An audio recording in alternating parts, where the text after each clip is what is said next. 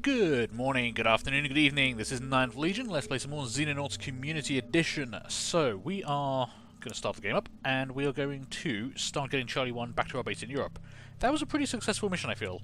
We have 3 wounded soldiers, but I think right now, with our current roster, we have enough spare people. We actually have 1, 2, 3, we actually have 4 people who are currently unassigned, and another person who is out wounded, although one of those unassigned people is injured.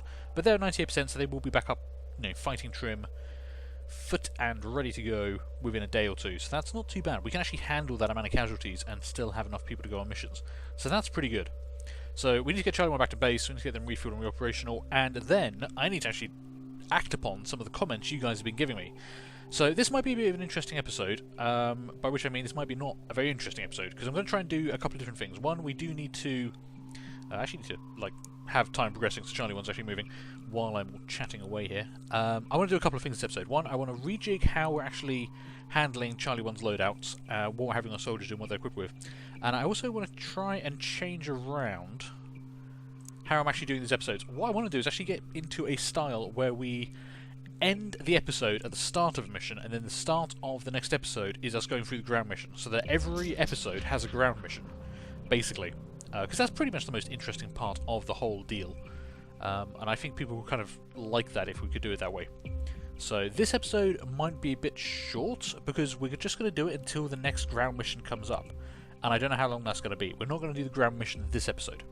But this will get us into the cycle of doing a ground mission, and then the intervening part, and then the next ground mission. So every episode will start off with a bang, is my feeling. Now, let's get these people sorted out. So everyone who's wounded, I'm just gonna send them back to base. I'm gonna unassign them. I will just make sure they've got the default equipment, so the armor goes back as well, so we can give that to people who are coming on board. There we go. And now we've got to pick who we want to come back on this mission. So, who's currently wounded? One of you is wounded. I know you're wounded. I could see someone on this list was wounded. Hang on. Someone was at 98%. Oh, no!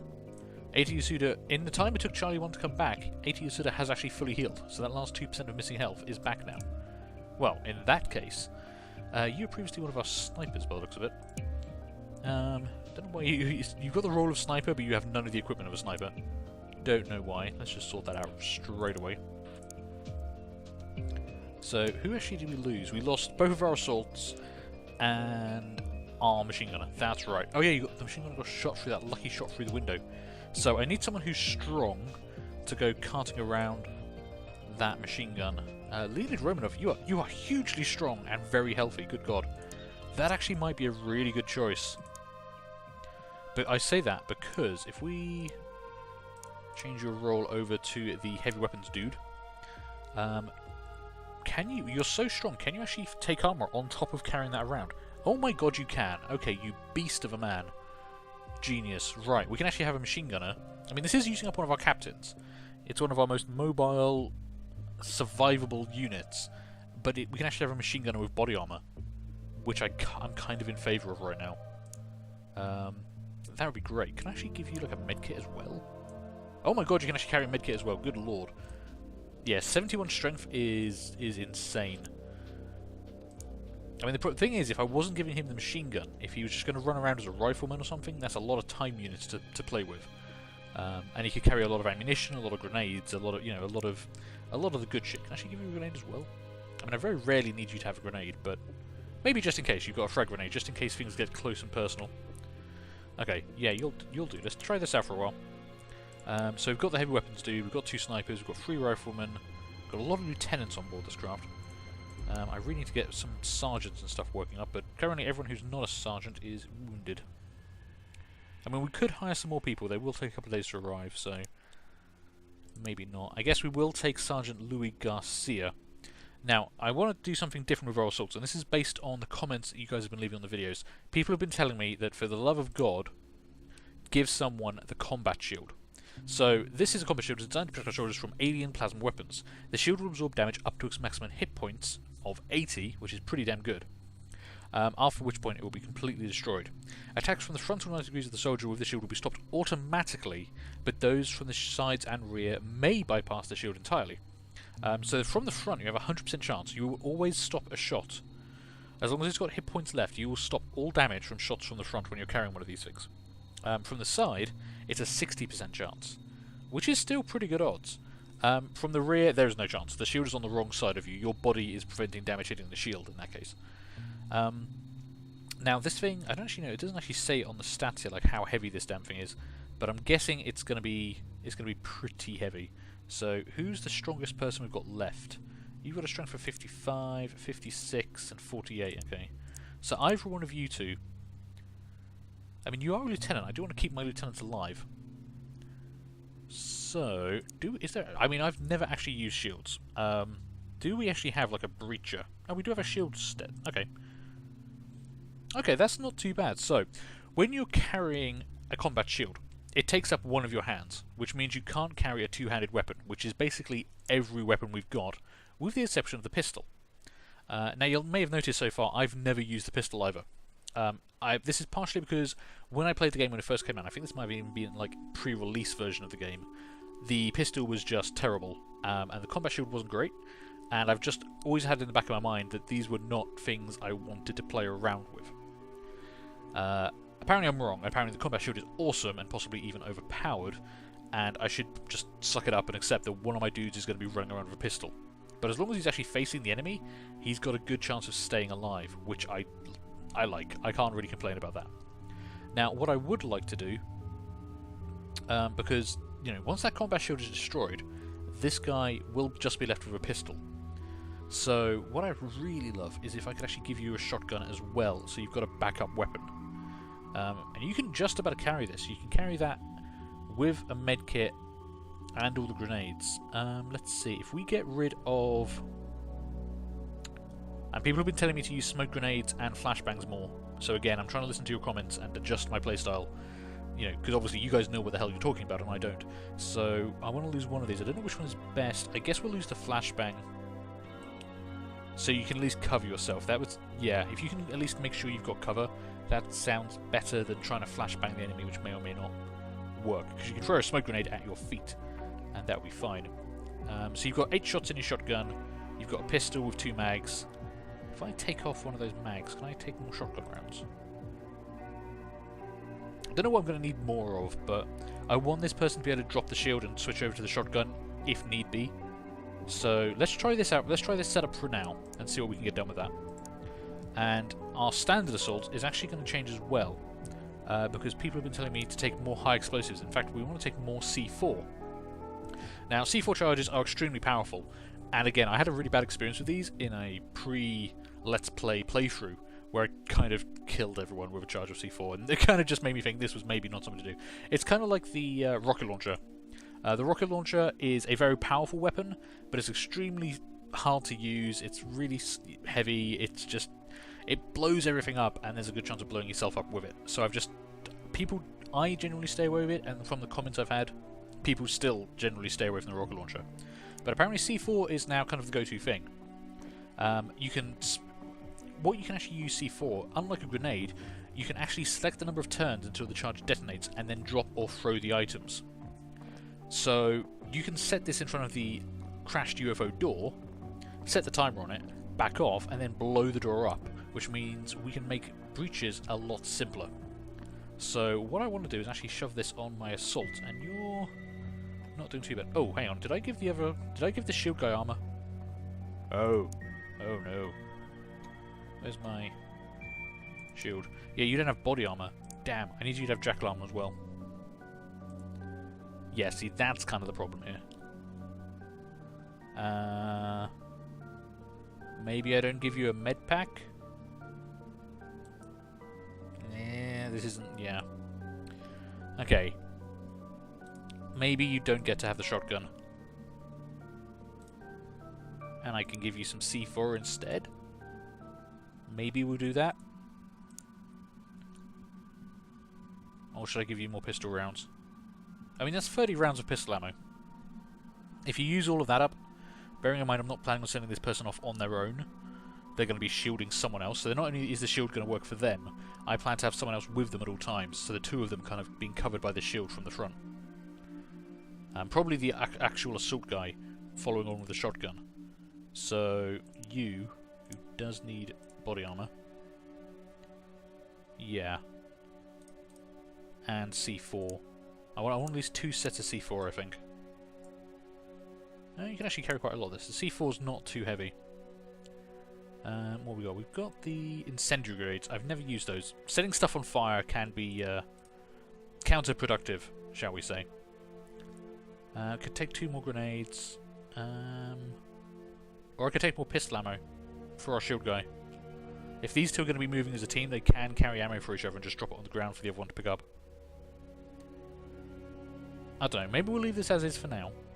Like I say, this is stuff I've either never tried or not played with in a long time. So for now, let's not go too crazy with it. One thing we do need to keep on top of is everyone's getting all these strength increases over time, so I want to make sure people are actually carrying plenty of ammo. And also just more grenades in general. We need to make better use of grenades and like smokes and stuff. So let's get your weight maxed out. You're maxed out as well. Thank God I remembered to put body armor on you, otherwise that could have gone badly. Let's see. Let's give you... I think we'll make sure everyone's got extra ammo before we worry about anything else. Holy crap, you're carrying a lot of ammo. Okay. Maybe not that much ammo. But I think, like... That's the wrong ammo. I think 3 rounds of ammo would be pretty good. 3 magazines of ammo. Man, what is your strength? Your strength is 71 as well. Damn, that sniper's pretty good. See, I could make you an assault. You are a new lieutenant. You could be the shield person. Your accuracy is 68, which is pretty good. Your accuracy is 64. Yeah, they're both pretty good. I guess I should leave the most accurate person as the person with the sniper rifle. Although it's really hard to miss with a sniper rifle. Sniper rifles can compensate for people with low accuracy as well. You know, like... screw it. It'll be fine. It'll be fine. Let's give you more ammunition. You're maxed out with stuff. And yeah, let's give you more ammunition as well. Okay, so we've got 2 charges of C4. We should only need the 1 charge to blow a door off a UFO, I think. I guess we're just doubling up just to be safe. But we've now got our shield person and we've got our assault person. Which means we probably want to revisit our actual layout in the craft itself. Because I definitely want our shield and assault to go together. We still want ballistic rifles back here at the doors. We want the machine gunner up front. Where's my machine gunner? Yeah, so you're in that position. Precision rifles behind. So how are we going to do this? Because I need you two the other way around. I need you two together.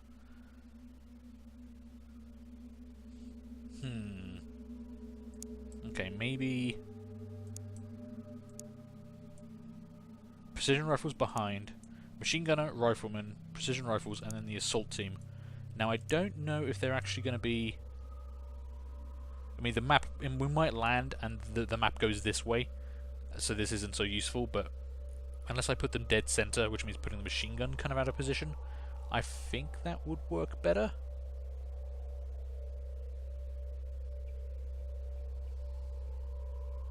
I mean, previously, having the machine gun dead center and the precision rifles off to each side meant that this guy down here could fire up this way, and this guy up here can fire down this way. So you kind of maximise the available firing arcs. We're kind of limiting ourselves here. But again, this is new. We're going to try some new stuff out.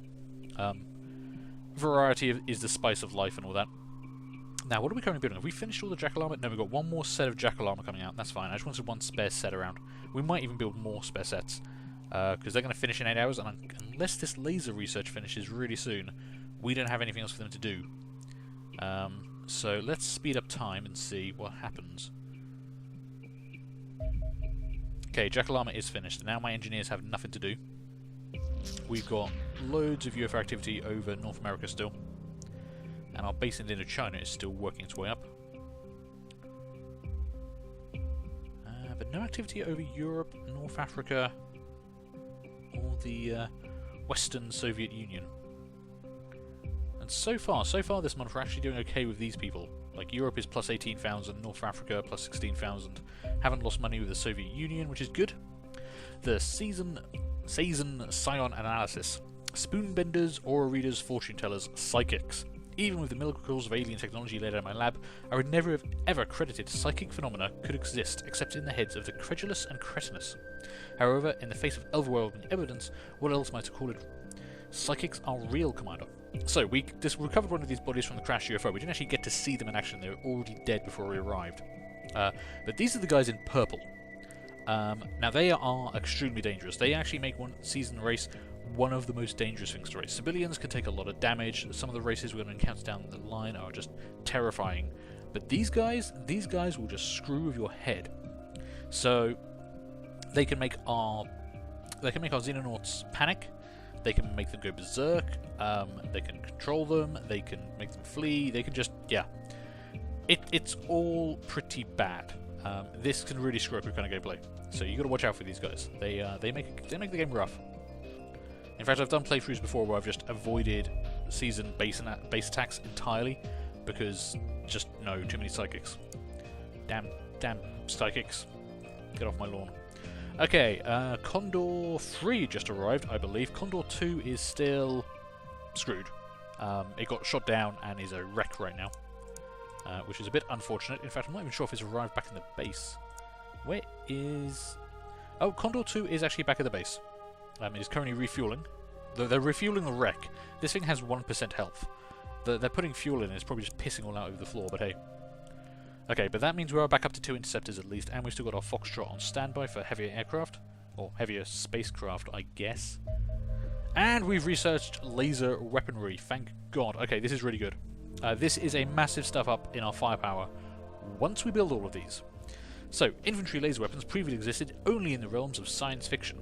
Any laser powerful enough to be a viable combat weapon would need a battery the size of a truck, the word impractical being an understatement. Basically, we have access to alien technology and, most importantly, alien power sources. With that, we can actually make handheld laser weapons, and we can use them to shoot aliens in the face. This is really good for us, and we need to start working on laser weapons. We need to build laser weapons immediately. We can also research heavy laser weapons, which will introduce rapid-fire laser weapons for our infantry and aircraft, and powerful pulse lasers that can be mounted on our vehicles or used to upgrade our base defense batteries. You may note I haven't built any base defense batteries yet. We probably will do later on. But for now, let's not worry about heavy laser weapons right now. Our machine guns, the heavy machine gun that we can take on missions is actually pretty good. We don't need to rush to replace that right away, although I do want to replace it at some point. What I would like to do is boost the research for stun weapons, and I also want to start research on Elenium. So let's put 20 scientists on stun weapons. Let's move that up to good immediately, and we can start these 5 people just kick-starting Elenium research for us. Elenium research will also open up a huge new avenue of research for weapons technology, in particular missile warheads and new grenades, so we really want that. However, right now I just really want to build laser weapons. So, let's see. We have the laser pistol, which replaces the pistol. We have the laser carbine, which replaces the shotgun. We have the laser rifle, which replaces the rifle. And the precision laser, which is a sniper rifle, basically. I guess, given that we're actually using a pistol right now, I would like to replace that immediately, because that pistol is pretty terrible. So, I would like to get one laser pistol out, which will take 1 day and 8 hours. These are going to take a while. This is why we've started building additional workshops, so we can actually build stuff faster, because we're going to need to be building a lot of stuff. And I wouldn't mind... See, normally I just rush laser rifles and get as many laser rifles out as I can, but I do want to replace that pistol, because the guy with the shield is going to be our door breacher, and I want him to actually be able to kill stuff when he opens the door. Right now I have no confidence in that pistol being able to kill stuff at all, so let's get him a laser pistol, and then let's start working on laser rifles. The sniper rifles are pretty strong still, so we can wait on precision lasers. We do want them, just not immediately. The laser carbine will replace the assault shotgun, but again, for the time being the shotgun is still doing good work, so we'll hold off on that. Laser rifle is normally a priority for me because it replaces the ballistic rifle, and the ballistic rifle is just, it's not reliable enough that we can count on it to actually kill an alien in one shot. So that's fine. You guys start working on that. Let's go back to advancing time, and we've got a UFO. UFO number 12. Small craft over the Middle East. Let's see. You are grounded for another 25 hours. God damn. I'm tempted to start doubling up on these. Just to avoid losing another mission. So, not losing another mission, losing another craft. So, yeah, I'm going to send both interceptors out. And that's going to happen, which I didn't want to happen. Okay. Damn. I mean, we could intercept this one and then turn around and engage that one, maybe.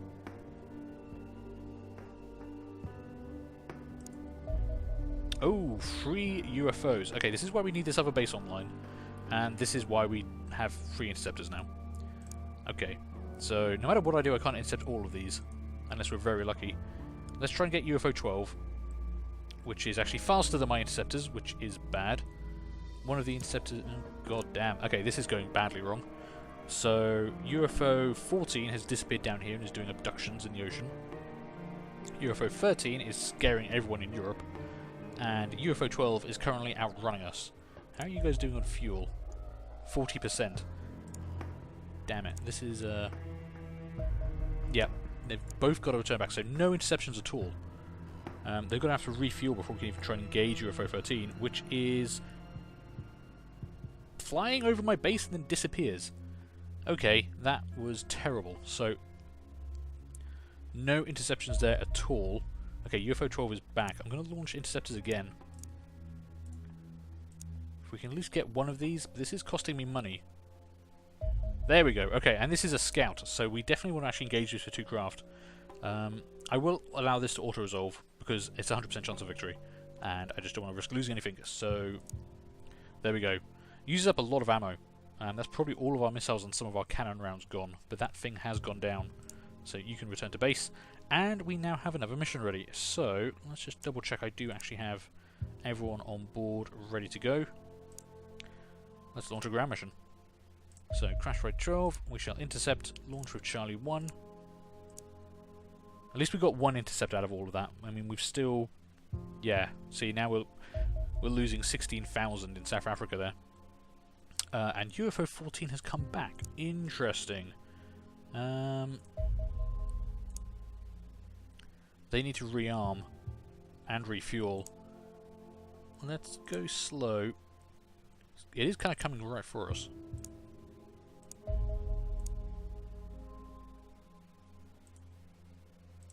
We might be able to get a second interception off. But I think that's actually going to have to wait till next mission. So, let's launch this ground mission.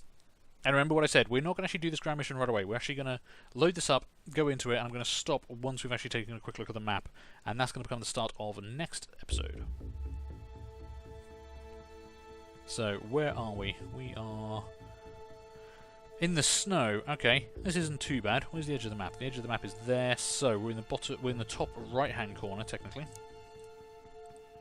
And it looks like we're fairly clear from the get-go. There's our dude with a shield up front. On the wrong side of the craft, I want him on this side so he can run out this way and take any fire for me, but... Okay, this is a decent enough start. So, I'm going to take a break here. We'll pick this up next time. So, thank you guys for watching. I hope you enjoyed that. Do feel free to leave a like, leave a comment, and subscribe if you did. And hopefully, I'm going to see you later on for the next one of these. Bye.